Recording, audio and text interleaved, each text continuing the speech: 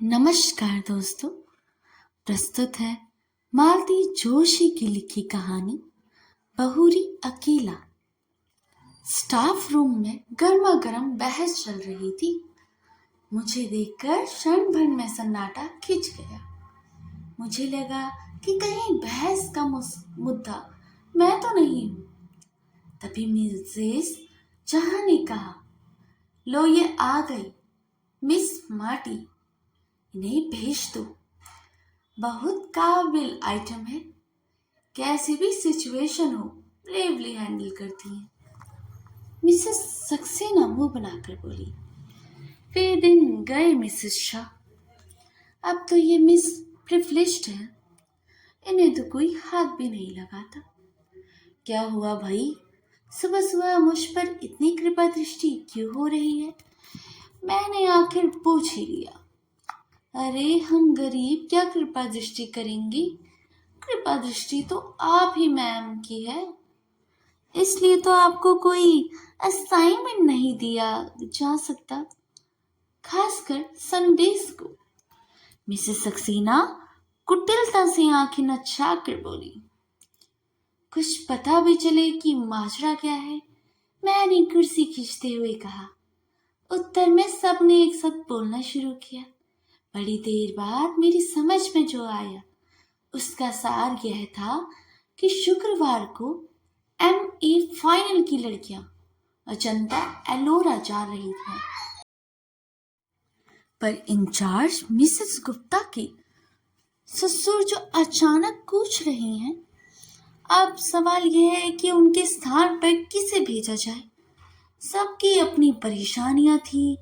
Mrs Saxena की बिटिया viral में पड़ी थी। रविवार को किरण के देवर की सगाई थी। मिसेस कृपाल की सास पैर में प्लास्टर बांधकर पड़ी थी। खंडेलवाल के पूरे दिन चल रहे थे। दास गुप्ता के दोनों बच्चों को सोमवार से टर्मिनल शुरू हो रहे थे और बिसारिया पहले से ही छुट्टी पर थी। स्टाफ में 2-3-4 बुजुर्ग सदस्य थे जिन्हें इस मिशन पर भेजना बेकार था। एकाएक मुझे याद आया, विभा तो आज जा रही है ना, या उसके यहाँ भी कोई प्रॉब्लम है? विभा तो जा ही रही है, पर वो तो खुद बच्ची है, लड़कियों को क्या संभालेगी? कोई जिम्मेदार व्यक्ति भी तो साथ होना चाहिए। और तुम्हें कोई हाथ नहीं लगा सकता। मैडम की चहेती जो हो, उनकी सख्त हिदायत है कि अंजू शर्मा को छुट्टी के दिन कोई काम न सौंपा जाए। देर से शादी करने का यही तो फायदा है, सबकी सिंपैथी मिल जाती है। मैं चकत सी देखती रह गई। ये सब की सब मेरी कुलीग्स थी। सालों से हम साथ काम कर रहे थे। हमेशा कैसी शहद घुली बातें करती थी, पर आज पता चला कि सबके मन में कितना जहर भरा हुआ है। उन सब के पास व्यस्तताओं की एक लंबी लिस्ट थी। एक मैं ही फालतू नजर आ रही थी, पर उनके शब्दों में प्रिविलेज्ड थी, इसलिए सबकी जान पर जैसे कांटे उग गए थे। भले ही मिसेस देशपांडे को मेरे पक्ष लेते हुए बोली, अभी तक तो ये बेचारी सारी बेकार ढो रही थी, अब इसके साथ मैडम थोड़ी सिंपैथेटिक हो गई है ना। तुम लोगों को जलन हो रही है। अरे यह तो सोचो कि कितनी देर से उसने शादी की है, पति भी साथ नहीं रहते, एक दिन की छुट्टी मेल मुलाकात हो पाती है, वह भी तुम लोगों को उससे देख ही नहीं चाहती। उनकी बुजुर्गियत का ख्याल करके सब चुप हो गई। वह सबके चेहरे पर यह भाव था कि इसने देर से शादी की है तो उसका खामियाजा हम क्यों भुगते। मिसेस सक्सेना से तो आखिर रहा नहीं गया, बोली, आंटी अब साल भर तो हो ही गया है, इतना तो कोई नई नवेली बहू को भी नहीं सहेजता। मेरा तो जैसे खून खौल गया। आप लोग यही चाहती है ना कि इस बार मैं लड़कियों के साथ जाऊं, तो चली जाऊंगी। उसके लिए तानों उल्हानों की जरूरत नहीं है। और मिस्टर हबी, उनका क्या होगा? उसकी चिंता आपको क्यों हो रही है? That's my dear problem.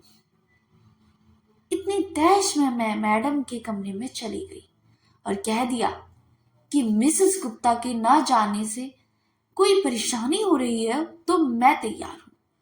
वे कुछ देर तक मुझे देखती रही, फिर बोली, it is very spotting of you. दरअसल मैं तुम्हें बुलाने को सोच रही थी। अकेली विभा तो भरोसा नहीं किया जा सकता ना, तो आप इतना संकोच क्यों करती हो ma'am? You are the boss. आप किसे कहेंगी उसे जाना ही पड़ेगा। आप नहीं जानती आपके इस सौजन्य का लोग कितना गलत अर्थ निकालते हैं। I don't care. मैं तो सिर्फ शर्मा जी के बारे में ही सोच रही थी। मैं 4-5 बार उन्हें बतला चुकी हूँ कि वे मिस कश्यप है, शर्मा नहीं। पर उन्हें याद ही नहीं रहता। अब तो मैंने टोकना भी छोड़ दिया, इसलिए उनके सुर सुर मिलाकर कहा, आप शर्मा जी की चिंता न करें, मैं उन्हें फोन कर दूंगी। वे भी सरकारी नौकर हैं, ड्यूटी का मतलब समझते हैं। Okay, and good luck to you. घर लौटते समय उनका हल्का महसूस कर रही थी। अच्छा लगा कि मेरे प्रस्ताव के बाद मैडम के चेहरे पर राहत के भाव उभरे थे। पर ईमानदारी की बात तो यह थी कि उनसे भी ज्यादा राहत का एहसास मुझे हो रहा था। पिछले 2 हफ्ते श्रीमान जी नहीं आए थे। आखिरी बार जिस मूड में वो यहाँ से गए थे, लगता था कि इस बार वे नहीं आएंगे। 2 रविवार लगातार मैं स्नेही पड़ोसियों की प्यार भरी पूछताछ से तंग आ गई थी। इस हफ्ते फिर वही सब दोहराना संकट लग रहा था। शायद इसलिए आगे बढ़कर मैंने ये जिम्मेदारी ले ली। मुझे एक बहाना चाहिए था, सो मिल गया। कभी कभी लगता है कि मैंने नाहक शादी की। जिंदगी अच्छी भली गुजर रही थी, न कोई तनाव था न कोई पछतावा। बस एक शादी की चिंता थी जो मुझसे ज्यादा मेरे भाइयों को खाई जा रही थी। अपनी पूरी भरी गृहस्थियों के बीच बेचारे एक अपराध बोझ के साथ जी रहे थे। बड़े भैया की पिंकी के बीए कर लेने के बाद तो सबके सब जैसे एकदम व्यंग हो उठे। कम से कम उसकी शादी से पहले मेरी हो जाना लाजमी था। सो श्रीमान कश्यप को घेरा गया। 10 और 12 साल के 2 बच्चों के बाप से शादी करना मेरे लिए कतई रोमांचक नहीं था।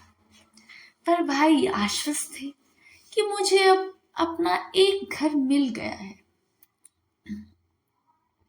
पर उस घर से कई जुड़ कहाँ पाई, किसी ने मौका ही नहीं दिया। शादी के बाद 4-5 दिन ही रही। बाद में दिवाली पर लक्ष्मी पूजन के लिए गई थी बस। छुट्टियों में वे सब एकायात महीने घूमने ले गए थे।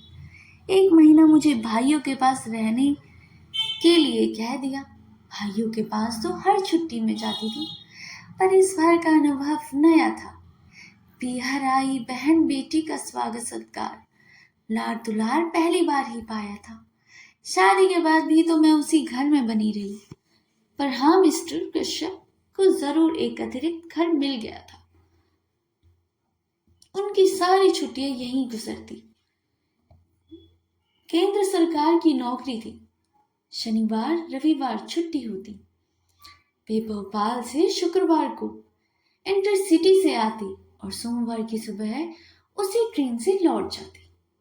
साल भर से मेरा दाम्पत्य जीवन इसी साप्ताहिक तर्ज पर चलता रहा। इस रविवार की रात को भी घड़ी के अलार्म भर रही थी कि मैंने कहा, सुबह चले जाएंगे। जाना तो पड़ेगा ही, कल सोमवार है। भूल गई क्या? सोमवार को कैसे भूल सकती हूँ? मुझे भी तो कॉलेज जाना है। पर मुझे और कोई भी याद आ रहा है। क्या? कल शाम मैंने कुछ लोगों को खाने पर बुला लिया। था। कल क्यों, आज ही बुला लेती ना। यूं ही बुलाना अच्छा नहीं लगता, कोई मौका भी तो हो। तो कल क्या है? आपकी याददाश्त तो इतनी अच्छी है, आपको यहाँ बैठकर भी अपने बच्चों के ही नहीं, भांजे भतीजे के, मामा मौसियों के जन्मदिन याद आ जाते हैं। कल तुम्हारा जन्मदिन है। नहीं, मेरा जन्मदिन तो कब से आकर चला गया। जिन्हें याद था उन्हें मना भी लिया। आपके लिए मुझे 100 बहाने करने पड़े। एक साड़ी अपनी ओर से खरीद कर आपके उपहार के तौर पर पेश करनी पड़ी। मेरा जन्मदिन आपको याद ही नहीं रहा। कोई बात नहीं, पर कल की तारीख तो आपको याद रखनी चाहिए थी। या किसी उसका भी आपके निकट कोई महत्व नहीं है। ना चाहते हुए भी मेरी आवाज थोड़ी तल्लख हो गई थी। उन्होंने कैलेंडर की ओर नजर डाली। ओह, कल 11 नवंबर है। इतना अपनी शादी को 1 साल पूरा हो गया। धन्य भाग, आपको याद तो आया, पर आपने इस तरह मुंह क्यों लटका लिया? मैंने रुकने के लिए कहा जरूर है, पर कोई समस्या हो तो रहने ही दीजिए। सेलिब्रेशन का मूड अगर है तो मैं साथ चलती हूँ। नहीं तो आपकी भी कोई जरूरत नहीं है। तुम चलना चाहो तो जरूर चलो, उन्होंने कहा। पर मैं स्वर में कोई आग्रह नहीं था। ऐसा है कि बच्चों की परीक्षाएं चल रही हैं। मंगलवार को शौनक का गणित का पेपर है, इसलिए मेरा कल जाना जरूरी है। सेलिब्रेशन से मेरा मतलब किसी पार्टी से नहीं था। हम सब मिलकर बाहर खाना खा सकते थे या एक आध पिक्चर देख सकते थे। बच्चों की परीक्षाएं चल रही हैं तो कोई बात नहीं, हम लोग दिन भर साथ ही रह लेते। यह प्रस्ताव उसकी ओर से आता तो मैं उतने ही मैं खुश हो जाती। पर आपको तो याद ही नहीं था। आपको अम्मा जी के ठाकुर जी तक की याद रहती है। पिछली रामनवमी और जन्माष्टमी का श्रृंगार का सारा सामान यहीं से लाए थे। बस आपको मेरा जन्मदिन या शादी की सालगिरह याद ही नहीं रहती। बार बार बच्चों का अम्मा का ताना क्यों दे रही हूँ? ये लोग मेरी जिम्मेदारी है। और क्या कहूँ मैं? सिर्फ जरूरत? कैसी जरूरत, यह भी बताना पड़ेगा।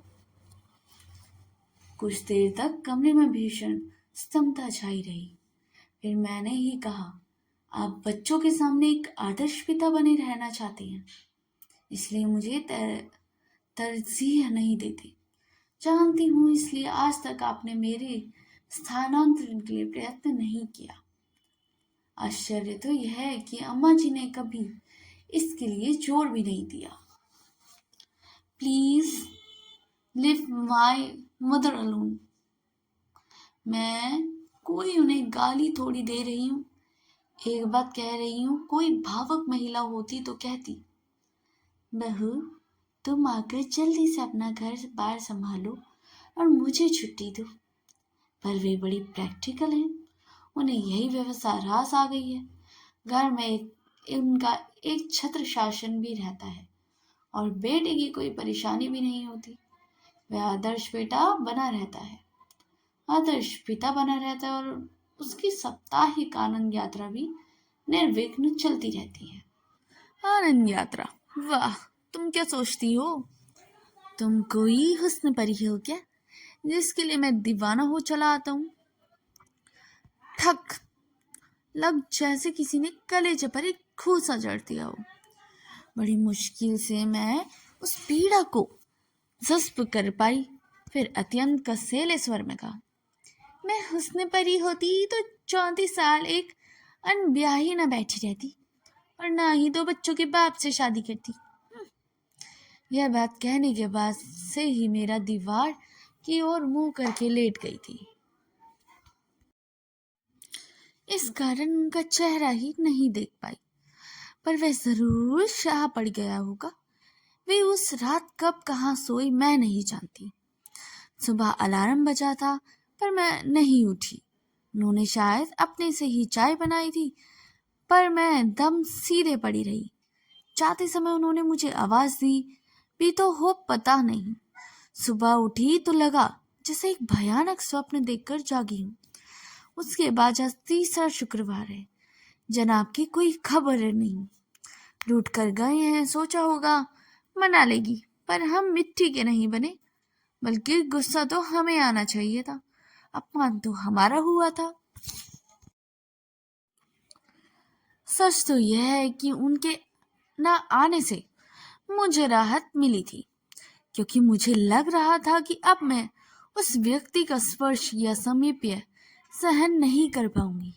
सुबह बैग भर ही रही थी कि फोन खड़का और मैं बोल रहा हूँ, मैं कितना जबरदस्त अहम है जिसे आवाज सुनते ही पहचान लिए जाएंगे।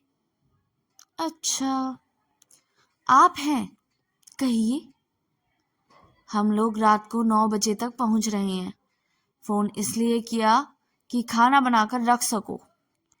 पिछले 2 शुक्रवार से मेरा खाना बर्बाद हो रहा था, पर मैंने उसका जिक्र ना करते हुए कहा, हम लोग मतलब बच्चे भी साथ आ रहे हैं, इसलिए बस से आ रहा हूँ। ट्रेन बहुत लेट पहुंचती है। मैं पोसो पेश में पड़ गई। मेरी चुप्पी से वे भी थोड़े विचलित हो गए। क्या हुआ, कोई समस्या? कहो तो बच्चों को ना लाऊं। बड़ी मुश्किल से उन्हें राजी किया था। बच्चे आ रहे हैं तो देर आर मोस्ट वेलकम, लेकिन सचमुच एक समस्या आ गई है। मैं आज शाम को अजंता एलोरा जा रही हूँ। प्रोग्राम बदल नहीं सकती। नहीं, क्योंकि ये प्लेजर ट्रिप नहीं है। कॉलेज की लड़कियों के साथ इंचार्ज बनकर जा रही हूँ। पर तुम ही क्यों? मैं क्यों नहीं? पिछले साल भर से तो उन्होंने मुझसे कोई काम नहीं लिया। मेरे सारे संडेज फ्री में रखे। कॉलेज में इतनी परीक्षाएं होती हैं, पर कभी इनविजिलेशन की ड्यूटी भी नहीं दी। पर किसी की सादाशत का फायदा नहीं उठाना चाहिए। अच्छा थोड़े ही लगता है। आखिर ये मेरी नौकरी है। इस बार उधर चुप्पी छाई रही। फिर 2 हफ्ते से आप आए नहीं, तो मैंने सोचा इस बार भी नहीं आएंगे। मैं 2 हफ्ते से नहीं आया, तो तुमने कोई खोज खबर भी तो नहीं ली। एक बार फोन ही कर लेती। कारण मुझे मालूम था, इसलिए फोन नहीं किया। मैं बीमार भी तो हो सकता था ना। बीमार होती तो फोन करते। आप तो नाराज थे। मैं तो आज भी उसकी आशा नहीं कर रही थी। शायद अम्मा जी ने। हर बार अम्मा को बीच में क्यों लाती हूँ? बहुत श्रद्धा युक्त अंतकरण से कह रही हूँ कि शायद अम्मा जी ने समझाया होगा कि कमाऊ बीवी से बनाकर चलना चाहिए। उधर से फोन पटकने की आवाज आई। मैंने भी तो परवाह नहीं की। अगर आप कड़वी बातें कहते हो तो सुनने का भी हौसला रखो। जब सुन नहीं सकते तो कहते भी क्यों हो? कॉलेज से लौटते ही अचानक ख्याल आया कि सफर के लिए कुछ जरूरी चीजें भी तो लूं। घर की को और मुड़ने की बजाय मैं बाजार की ओर मुड़ गई। वह शायद मेरी होनी ही थी जिससे मुझे इस बात के लिए प्रेरित किया था, क्योंकि उस ओर मुड़ते ही एक स्कूल बस मेरे सामने आ गई। उसे बचाने के लिए मैं सड़क के इतने किनारे चली गई कि गिर ही पड़ी। क्षण भर को मैं आंखों के सामने अंधेरा छा गया। पल भर में वहां भीड़ जुड़ आई थी। 4 सिर हृदय लोगों ने मुझे स्कूटर के नीचे से निकाला और पास के अस्पताल में पहुंचाया। मैंने तुरंत एक फोन पड़ोस में किया और एक कॉलेज में। नीतू और उसकी मम्मी फौरन दौड़ी चली आई और पूरे समय मेरे साथ बनी रही। कॉलेज में फोन करने का मेरा उद्देश्य सिर्फ यह था कि लोग मेरे भरोसे ना रहें, पर खबर मिलते ही प्रिंसिपल मैडम भी 2-3 लोगों के साथ आ गई और जाते समय अपनी कार वहीं छोड़ गई।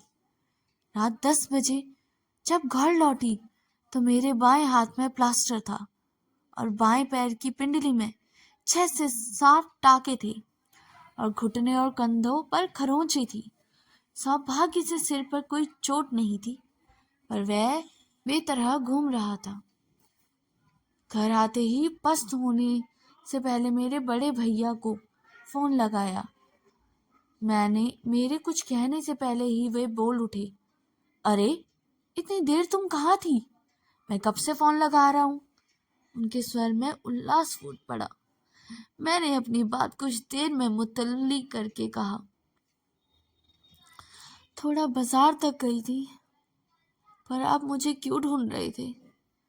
अरे वो बीकानेर वाले पिंकी को देखकर गए थे ना, उनके यहाँ से हाँ आ गई।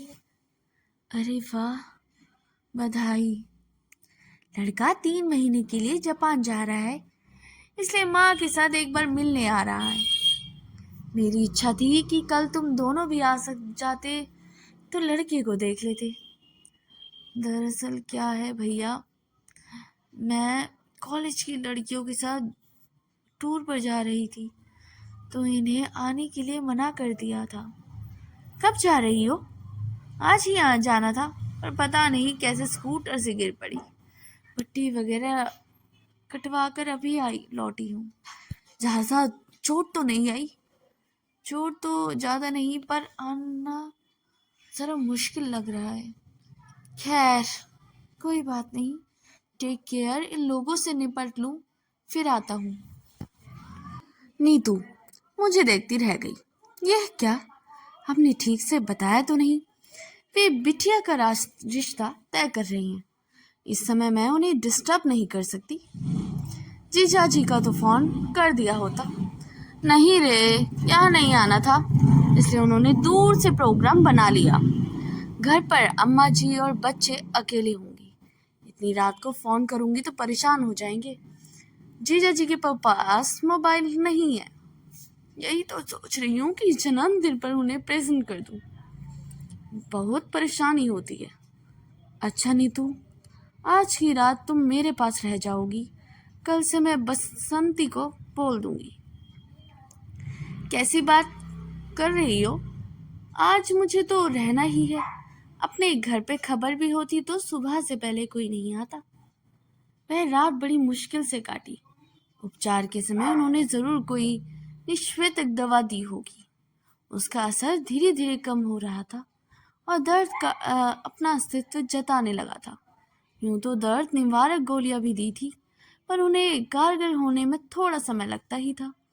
घर का कोई साथ में होता तो उसे सारी रात सोने नहीं देती, पर पराई लड़की को परेशान कैसे करती, सो सहनता का नाटक करना ही पड़ा। दर्द के घूंट पीते हुए मैं बराबर एक व्यक्ति को कोस रही थी। मिस कश्यप, आपने साल भर में कोई और तोहफा तो दिया नहीं, पर शायद बछुआएं दिल खोलकर दे दी। उसी को भुगत रही हूँ। नहीं तो 10 साल की से गाड़ी चला रही हूँ, कभी एक खरोच भी नहीं आई। वह मुश्किल तमाम रात के तीसरे पहर थोड़ी सी आंख लगी, पर नीतू ने 7 बजे ही चाय के लिए जगा दिया। उसका कहना भी ठीक था। बोली, आप हाथ मुंह धोकर तैयार हो जाइए। आस पड़ोस में खबर लेने आने वालों का तांता शुरू हो जाएगा। आप परेशान हो जाएंगी। फिर उसी ने मेरे मुंह हाथ धुलवाए, बाल ठीक किए, उसी की मदद से मैंने कपड़े बदले। फिर उसने मेरे हाथ में कॉर्डलेस थमा कर मुझे सोफे पर लगाकर बिठा दिया। आस पर तकिए लगाकर ऐसी व्यवस्था कर दी कि मैं हथेली रख सकूं। बोली, हर किसी को बेडरूम तक लाना ठीक नहीं लगता। उसका तर्क भी ठीक था, पर जैसा कि उसने कहा था, 8 बजे से पहले आने वालों का सिलसिला जो शुरू हुआ 10 साढ़े 10 तक चलता ही रहा। बेचारी नीतू नहाने धोने घर भी ना जा सकी। 11 बजे मैंने उसे जबरदस्ती घर भेजा। कहा कि दरवाजे में चेन लगा दो, आने वाले अपने आप ही खोल लेंगे। नीतू गए मुश्किल से 10 मिनट ही हुए कि दरवाजा अपने आप ही खुल गया। मैं तो चकित थी कि ना दस्तक ना घंटी, ऐसे अचौक कौन आ गया। पर जब अगतुम करके देखा तो देखते ही रह गई। कमर पर दोनों हाथ रखे दरवाजे में खड़े होकर श्रीमान मुझे घूर रहे थे। उस दृष्टि में रोष था, उपालंब था, उपहास था और शायद तिरस्कार भी। आई न्यू इट, मुझे मालूम था तुम्हें कहीं आना जाना नहीं था, सिर्फ मुझे टालने के लिए बहाना बनाया गया था। I was dead sure. वे जिस तरह मुझे घूर रहे थे, मैं भी एकटक उन्हें देख रही थी। मेरी आंखों में उपालंब की मात्रा शायद गहरी थी, क्योंकि थोड़ी देर बाद उन्होंने अपनी नजरें फेर ली। उनकी नजरें हटते ही मैंने कॉर्डलेस पर पड़ोस का नंबर मिलाया। सॉरी नीतू डार्लिंग, तुम्हें फिर से कष्ट दे रही हूँ, पर क्या है कि तुम्हारे जीजा जी आ गए हैं। एक कप चाय बनाकर दे जाओगी तो अच्छा रहेगा। मेरे लिए पड़ोसियों को कष्ट देने की कोई जरूरत नहीं है, मैंने कसेले स्वर में कहा। जब वे दरवाजा छोड़कर सामने कुर्सी पर बैठ गए थे, अगर घर में चाय बनाने के लिए कोई प्रॉब्लम है तो मैं बाहर पी सकता हूँ। वैसे भी मैं यहाँ रुकने वाला नहीं हूँ, सिर्फ देखने चले आया था। मैं भी चाय पिलाने के लिए बहुत व्यग्र नहीं थी, बस चाहती थी कि इस समय हम दोनों के बीच कोई तीसरा आकर बैठ जाए। मुझे पता था कि जीजा जी का नाम सुनते ही नीतू दौड़ चली आएगी, और वही हुआ। 5 मिनट में नीतू 2 कप चाय लेकर हाजिर हो गई। हाय जीजा जी, नीतू ने कह चहक कर स्वागत किया और हलुस्वर को कहा, आपको कैसे पता चला दीदी? तो फोन ही नहीं कर रही थी। पता करने वाले पता ही कर लेते हैं, इन्होंने कुटिल मुस्कान के साथ कहा। बेचारी नीतू इनका मंतव्य समझ नहीं पाई। अपनी ही रोली में बोली, मम्मी यही तो कह रही थी कि दिल से दिल की राह होती है, फोन करने की क्या जरूरत है। फिर इन्हें चाय पकड़ाते हुए मुझसे बोली, दीदी अब आप भी उठकर जरा सी चाय पी लो, सुबह से बोल बोल कर दिमाग चकरा गया होगा। वे मुझे सहारा लेकर उठाने लगी और इनके चेहरे का रंग बदलने लगा। मेरी हथेली मुद्रा को वे अनादर का प्रदर्शन समझ रहे थे। अब उन्हें कुछ कुछ समझ में आ रहा था। उठने की प्रक्रिया में जब मेरा शॉल कंधे से खिसक गया तो उनकी प्लास्टर पर नजर पड़ी। अरे ये हाथ को क्या हो गया? गनीमत है कि सिर्फ हाथ ही टूटा है। आप खुशकिस्मत हैं जीजा जी कि ये सही सलामत बच गई, वरना क्या से क्या हो जाता। तुम्हें तो मैं सही सलामत नजर आ रही हूँ। अरे हाथ ही तो टूटा है। सब लोग कह रहे थे कि किस्मत वाली थी जो सड़क के किनारे गिरी, अगर बीच में गिरती तो क्या सोचो क्या होता। उस कल्पना मात्र से ही मुझे छुरछुरी हो आई। मैंने नीतू से कहा, थोड़ी हेल्प कर दोगी तो भीतर जाकर थोड़ा लेट लूंगी। हाँ हाँ, आप बिल्कुल आराम करो, कोई आएगा तो जीजा जी निपट लेंगे। बिस्तर पर लेटते हुए मैंने कहा, बसंती को 2 दिन की छुट्टी दे दी थी, अगर किसी के हाथ खबर भिजवा दे होगी तो वे आ जाएगी तो रोटी ही डाल जाएगी। बसंती को खबर कर दूंगी। पर आप रोटी की चिंता क्यों कर रही हो? हम लोग इतना भी नहीं कर सकते क्या? तुम ही लोग तो कर रहे हो, पड़ोसी और होते किस लिए हैं? नीतू जब चली गई तो एक कमरे में आकर बोले, इतना सब हो गया तो क्या मुझे फोन नहीं कर सकती थी? मैंने एक क्षण उनकी ओर देखा और कहा, फोन भी कर देती तो आप विश्वास कर लेते या इसे भी एक बहाना समझते। वे चुप हो गए। फिर बड़ी देर तक एक मौन हम दोनों के बीच पसरा रहा। फिर कुछ देर बाद फोन बजा। मेरे कॉर्डलेस बाहर से ही छूट गया, इसलिए फोन इतने ही उठाना पड़ा। शायद बड़े भैया का था। मेरा हाल चाल पूछ रहे थे। मैं जब उन्हें सावधान कर दी तो वो सब ब्यौरा दे चुके थे। फिर तो मेरी पेशी होनी ही थी। ये क्या कर बैठी तुम, और रात को मुझे बताया क्यों नहीं? मैं उसी समय चला आता। मुझे मालूम था इसलिए नहीं बताया। आप आ भी जाते तो सुबह फिर मेहमानों के लिए भागना पड़ता। अब आपकी उम्र इतनी भाग दौड़ करने की तो नहीं है। वैसे चिंता की कोई बात नहीं है, पड़ोसी बहुत अच्छे हैं और अब तो वे आ भी गई हैं। हाँ, अभी फोन पर आवाज सुनकर थोड़ा संतोष तो हुआ। अच्छा, तो हम लोग सुबह आते हैं। Take care. भैया के फोन के बाद फिर से सन्नाटा छा गया। ये पेपर पढ़ते रहे, मैं सोने की कोशिश करती रही। नीतू दोनों की थालियां लेकर आई। तभी यह नीरवता भंग हुई। नीतू बोली, मम्मी तो कह रही थी जमाई जी को यहीं बुला लो, ठीक से खा लेंगे, पर मैंने कह दिया कि दीदी अकेली बोर हो जाएगी, वे अच्छे से हो आए जाए, फिर दोनों को एक साथ बुलाकर खूब खातिरदारी कर लेना। एक बात और, जाते हुए मैं बाहर से ताला डालकर जा रही हूँ, नहीं तो मोहल्ले भर की आंटी लोग तंग करने आ जाएंगे। रात भर की जागी हूँ, थोड़ा आराम कर लो। खोलोगी कब? 4 बजे चाय लेकर आऊंगी ना। और सचमुच वह हमें ताले में बंद करके चली गई। वह जब तक रहती है पटर पटर करती रहती है। घर भरा भरा लगता है। उसके जाते ही एक निचाट सूनेपन ने घेर लिया।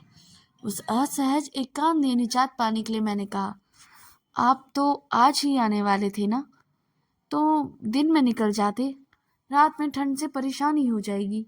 एक क्षण मुझे घूरते रहे, फिर बोले, मुझे क्या इतना गया गुजरा समझ लिया है कि तुम्हें इस हाल में छोड़कर चला जाऊंगा। एक तरह से बात यहीं पर एक अच्छे बिंदु पर समाप्त हो जानी थी, पर मेरे मन में तो प्रतिशोध की आग धधक रही थी। वह हुस्न परी वाला डायलॉग मेरे कलेजे की कील तरह गड़ा हुआ था। उसी ने मुझे चुप नहीं बैठने दिया। मैंने बड़े नाट के अंदाज में कहा, मेरी ऐसी हालत है तभी तो कह रही हूँ, रुक कर करेंगे ही क्या। वे अवाक होकर मुझे देखते रह गई। What do you mean? कुछ नहीं। एक पुरानी बात याद आ गई। एक बार आए थे और मैं संकोच के मारे में क्षण भर को चुप रह गई। उस दिन आप कितना नाराज हुई थी। कहा था कि फोन तो कर देती, बेकार में 2-2:30 बजे 100 रुपए का चूना लग गया। और चेहरा फक गया। डूबती सी आवाज में बोले, उस बात को अब तक गांठ बांध रही हो? यही क्यों, और भी बहुत सी हैं। सारी गांठें खोलने को बैठूंगी तो सुबह से शाम हो जाएगी। तुम तो ऐसे ही कह रही हो जैसे मैं तुम पर बहुत अत्याचार करता हूँ। प्रचलित मायनों में जिसे अत्याचार कहते हैं वह तो आप नहीं कर सकते, क्योंकि मैं उस इतनी बेचारी तो हूं नहीं। आपका तरीका बहुत सोफिस्टिकेटेड है। आप अप्रोच बहुत ही प्रैक्टिकल। आप बहुत आसानी से अपने सामने वाले भावनाओं को अनदेखा कर देते हैं। मसलन अब कहाँ से शुरू करूं? चलिए तो शुरू से करते हैं। याद है कि जब शादी के बाद पहली बार हम लोग इसी घर में आए थे, मेरी सहेलियां ने घर को बहुत कलात्मक ढंग से सजाया था। हमारा स्वागत भी बहुत शानदार हुआ था। हार, फूल, संगीत, उपहार, मिठाइयाँ, और लोग इतने कि पैर रखने की जगह नहीं थी। उसके बाद जब हम अकेले हुए तो आपका प्रश्न था, फ्लैट तो बहुत सुंदर है, कितने का पड़ा? क्या मुझे यह पूछने का हक नहीं था? जरूरत था, पर आपकी टाइमिंग गलत हो गई। उस निभृत एकांत को अवहेलना कर आप इंदौर और भोपाल की कीमतों की तुलना कर रहे थे। बातों बातों में आपने यह भी पूछ लिया कि मैंने लोन बैंक से उठाया था या GF से लिया था, और यह भी कि किस्तें पट गई थी कि अभी भी बाकी है। मेरे ख्याल से मुझे यह पूछने का हक नहीं था। हक 100% है, पर यह विषय उन दिन के लिए नहीं था। मुझे मालूम है, मेरी शादी में मेरी नौकरी, मेरा वेतन, मेरा फ्लैट प्लस पॉइंट थे, पर वे ही अहम मुद्दा होकर रह गए और मैं गौण हो जाऊंगा यह नहीं सोचा था।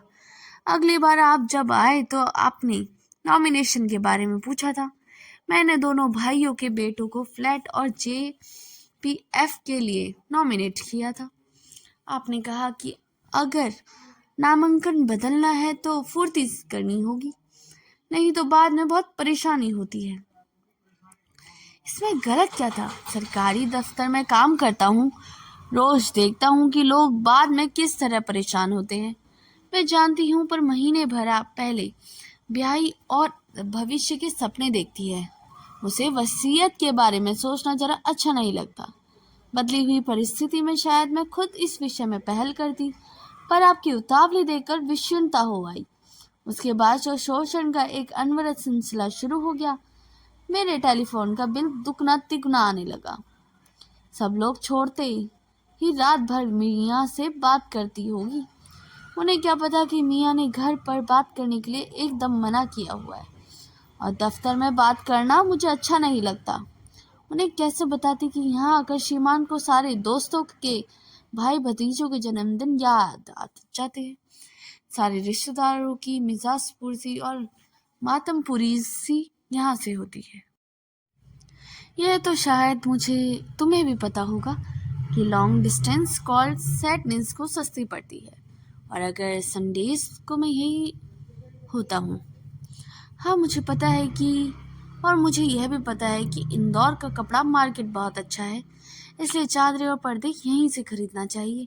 यहाँ के रेडीमेड गारमेंट्स की मंडी भी बहुत मशहूर है, इसलिए बच्चों के जन्मदिन के कपड़े यहीं से लेना चाहिए। यहाँ जब जब जब तक गर्म कपड़ों की सेल लगती है, इसलिए अम्मा जी के लिए शॉल और स्वेटर यहीं से आएगा। इसके अलावा और भी फरमाइश चीज़ें हैं, जैसे फरियाली सामान, नमकीन, राहुल का कैमरा, एटलस, रीना की बारबी का सेट, कॉलर बॉक्स वगैरह वगैरह।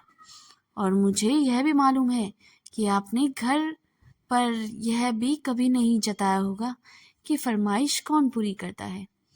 देखो, ज़्यादा एहसान जताने की तो ज़रूरत है नहीं। हिसाब लगा कर रखना, अगली बार आऊँगा तो सब चुकता कर जाऊँगा। हिसाब करने की कोई ज़रूरत नहीं है, क्योंकि यह सब मैंने अपने घर के लिए, अपने बच्चों के लिए किया था। जिस तरह शादी के बाद यह घर आपका हो गया, मैंने सोचा कि वह घर भी अब मेरा ही है, इसलिए एहसान की कोई बात नहीं है। आप अधिकार की हैं। राहुल के जन्मदिन पर डांस करना था, आप यहाँ का म्यूजिक सिस्टम ले गए। बच्चों को गर्मियों में पिक्चर देखनी थी, आप यहाँ से वीसीडी प्लेयर भी ले गए। बार बार बिजली गुल करने से बच्चों की पढ़ाई हर्ज होती है, इससे मेरा इमरजेंसी लैब भी भोपाल पहुँच गया। मैं शिकायत नहीं कर रही हूँ, आपको अधिकार था और आपको उसका उपयोग किया, पर यह तो वन वे ट्रैफिक हो गया। मुझे तो यह अधिकार मिला ही नहीं, मेरा तो सिर्फ ये एक्सप्लॉयटेशन किया गया है। वाह, सुनने में बुरा लगता है ना? शोषण कहूँगी तो बुरा भी लगेगा, पर मेरे साथ यही हो रहा है और वह मेरी समझ में भी आ रहा है। मैंने मन को बहला लिया कि मैं घर की किस्त चुका रही हूँ, घर जिसकी मुझे अरसे की तलाश थी, घर जो रिश्तों की मजबूत जमीन पर खड़ा हो, घर जो आपसी सामंजस्य और सद्भाव के सहारे टिका हो। पर वह घर जो मुझे मिला ही नहीं, आपने दिया ही नहीं। देखो, हम तुम्हारी तरह मैं साप्ताहिक भाषा तो बोल नहीं सकता, लेकिन आप खूब बोल सकते हैं। आपकी हुस्न पनी वाला जुमला तो अब तक मेरे कलेजे में गड़ा हुआ है। कल रात भर मैं दर्द के मारे सो नहीं पाई, पर यह दर्द उस दर्द के मुकाबले कुछ नहीं था जो उस रात आपने मुझे दिया। ये घाव तो कल ही भर जाएंगे, पर घाव ताउम्र रह जाएगा। और आज तो आपने कमाल ही कर दिया। आज मैंने क्या किया? आज वे हैरान थे। आज आप सिर्फ मेरे सच को परखने चले आए। मान लो मैं चली गई होती तो आपकी क्या इज्जत रह जाती, या मेरी ही क्या इमेज बनती? आपकी तो यह दूसरी शादी है, इतना तो आप भी समझते होंगे कि दाम्पत्य का अधिकार होता है विश्वास, और मिस्टर कश्यप, आपने उसे ही नकार दिया। फिर शेष क्या रहा? तभी दरवाज़ा खड़का। नीतू शायद चाय लेकर आई थी। हम दोनों अच्छे बच्चों की तरह चुपचाप बैठ गए। ऐसे भी बोल बोल कर मैं इतना थक गई थी कि कुछ देर आंखें बंद करके लेटने का जी ही चाह रहा था, और चाय पीकर मैं सचमुच लेट गई। नीतू बोली, जीजा जी शाम को खाना पसंद करेंगे, बताइए। व्यंगपूर्ण मुस्कुराहट के साथ वे बोले, मैं क्या गरीब बताऊंगा, अपनी दीदी से ही पूछो, गेस्ट ऑफ ऑनर तो वही हैं। और इतना कहकर वे बाथरूम में घुस गए। नीतू थोड़ी देर बैठी और बतियाती रही, पर मेरी ओर से कोई प्रोत्साहन न पाकर चुपचाप उठकर चली गई। वे फ्रेश होकर आए और बालों में कंघी फेरते हुए बोले, अच्छा मैं निकल रहा हूँ। मैंने प्रश्नार्थक नजरों से उनकी ओर देखा। रात कलाम बालों के आने तक रुकने का इरादा था, पर देखता हूँ उसकी कोई खास ज़रूरत तो नहीं है। तुम्हारे अड़ोसी पड़ोसी बहुत अच्छे हैं, खूब अच्छी सेवा टहल कर रहे हैं। मेरी वजह से बल्कि असुविधा भी हो रही है। और हाँ, तुम्हारी सारी चीज़ें अगली बार ले आऊँगा, अगर आया तो, वरना किसी के हाथ भिजवा दूंगा। मैंने उठने का उपक्रम किया तो बोले, लेटी रहो, मेरे लिए फॉर्मेलिटीज़ करने की कोई ज़रूरत नहीं है। वैसे भी आदर सम्मान बहुत हो चुका। सी ऑफ करने के लिए ना सही, दरवाज़ा बंद करने के लिए उठना होगा। मैंने लड़खड़ाते हुए उठ खड़ी हुई। लंगड़ाते हुए जब तक दरवाजे पर पहुंची, ये 2 मंजिल उतरकर बिल्डिंग के गेट तक पहुंच चुके थे। खिड़की से मैं उन्हें देखते हुए जा रही थी। फिर मैंने बहुत मुश्किल से दरवाज़ा बंद किया।